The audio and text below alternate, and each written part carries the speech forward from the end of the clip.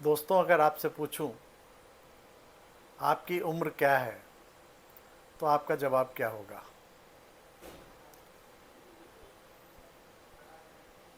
Definitely आपका जवाब होगा, कोई कहेगा मैं 30 वर्ष का हूँ, कोई कहेगा मैं 35 वर्ष का हूँ, कोई 50 का, कोई 60 का, कोई 20 का। लेकिन दोस्तों, कभी सोचा है कि ये उम्र किसकी है? ये उम्र तो आपके शरीर की है ना। आपकी शरीर की उम्र है 10 साल, 20 साल, 50 साल, 70 साल। और एक उम्र वो आएगी 80 साल, 90 साल, 100 साल, जब ये शरीर छूट जाएगा। लेकिन इस शरीर में रहने वाली जो चेतन सत्ता है, इस शरीर को चलाने वाली जो ड्राइविंग फोर्स है, वो क्या है? उसकी उम्र क्या है? डेफिनेटली आप कहोगे कि शरीर को चलाने वाली जो चीज़ है, जो चेतन सत्ता है, जो इंटाइटी है, जो ड्राइविंग फोर्स है, वो है आत्मा। तो आत्मा की क्या उम्र है कोई जवाब आपके पास? आत्मा को आपने कितना जाना है? अगर आप आत्मा को जानेंगे तो आत्मा को समझेंगे कि आत्मा क्या है। आत्मा परमात्मा की संतान है। और परमात्मा क्या है? परमात्मा अजर अमर अविनाशी है। तो जैसा पिता वैसी उसका बच्चा। तो आत्मा भी क्या है? अजर अमर अविनाशी। एक शरीर में जाती है, प्रवेश करती है, उस शरीर को 70, 80, 100 वर्ष तक चलाती है, और फिर उस शरीर को जब वो छोड़ती है, वो शरीर मुर्दा हो जाता है, वो ख़त्म हो जाता है। एक नए शरीर में वो जाकर प्रवेश करती है, गर्भ में, और एक नए व्यक्ति को, एक नई जीवात्मा को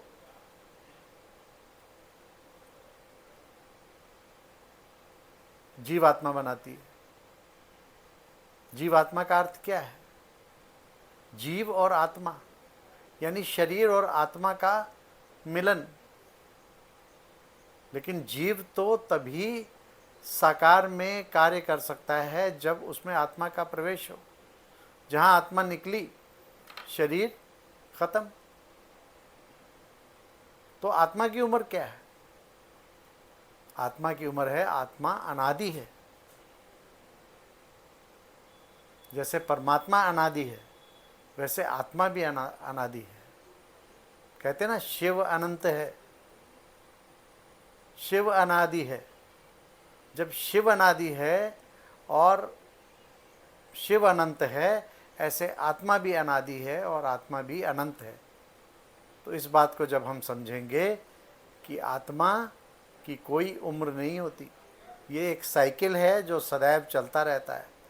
कभी भी आत्मा शरीर के बिना नहीं रहती, उसको शरीर चाहिए ही चाहिए। जब वो शरीर में प्रवेश करती है तो वो आत्मा, वो जीव आत्मा कहलाती है।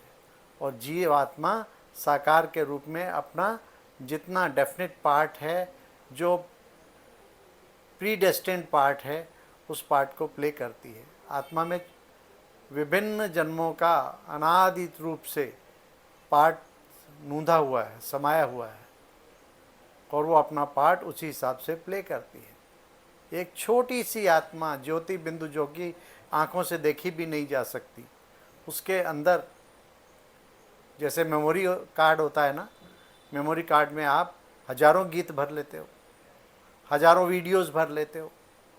उसी तरीके से आत्मा में कितने ही जन्मों का अनादित काल से पार्ट भरा हुआ है, वो अपना पार्ट प्ले कर रही है, और वो पार्ट कभी ख़त्म ही नहीं होता।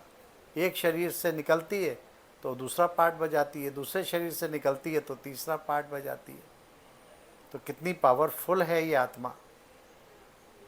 और इस आत्मा को ना तो मारा जा सकता है, ना जलाया जा सकता है,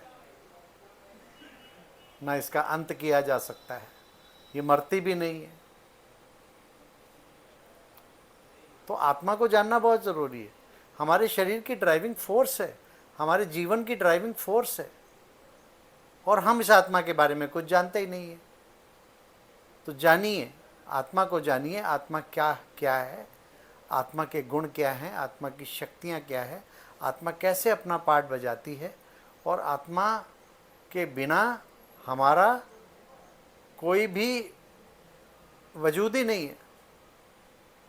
जिस क्षण शरीर से आत्मा निकली हम एक लाश कहलाते हैं, तब जिंदा नहीं कहलाते, लाश कहलाते हैं।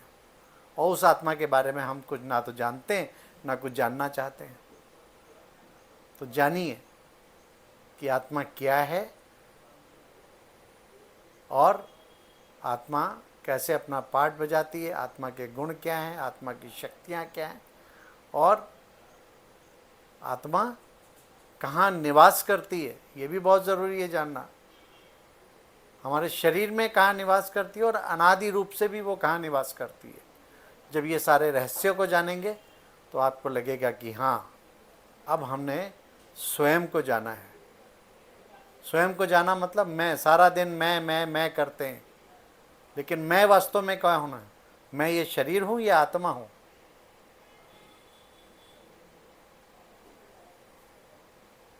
जब मैं कहता हूँ तो मैं कौन करने वाला है? हम कहते हैं ना मेरा शरीर, मेरा हाथ, मेरा पैर। कभी ये तो नहीं कहते मैं शरीर, मैं पैर, मैं नाक, मैं आँख।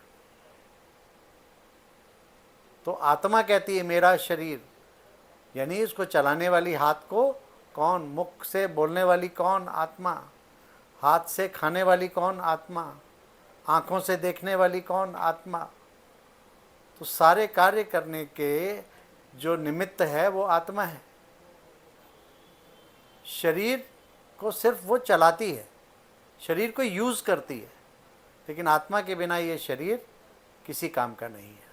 तो दोस्तों, इस रहस्य को समझेंगे तो आपको लगेगा कि हमने अपने जीवन में कितने बड़ी बात को समझ लिया है, और आपको लगेगा कि हमने अपने जीवन को सफल कर लिया है। ओके दोस्तों।